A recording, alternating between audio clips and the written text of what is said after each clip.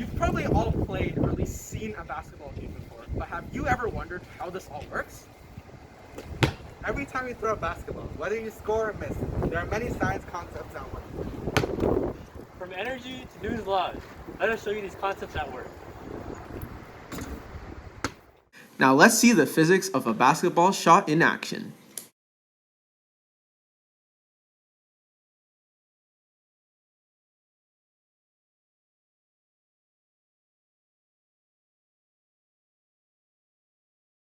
So when the ball is in his hands, what is actually happening? Although we do not see it, there are constant pushes and pulls that are exerted on the ball called forces. These forces dictate movement, velocity, and acceleration of objects. When the ball is in his hands, these are the forces at play acting on the ball. Force of gravity is a constant force that acts on all objects, that accelerates objects down. However, our hands provide a normal force, equal in magnitude but opposite in direction, that prevents the ball from moving downwards as well as from side to side. As you see, the net force is equal to 0, thus no motion happens. This demonstrates Newton's first law, where a body at rest will remain at rest unless acted upon by an unbalanced net force. When your hand pushes the ball to shoot, it exerts a force that exceeds the force that gravity exerts on the ball, and gives it an initial horizontal and vertical velocity. This is also the only point in the entire process that the ball has an upwards acceleration and net force. The ball demonstrates projectile motion and moves like a downward parabola. As soon as the ball leaves the hand, the net force only consists of the downward force of gravity. It starts to accelerate downwards with the horizontal velocity remaining constant. The ball still moves up and forward due to its initial velocity upwards.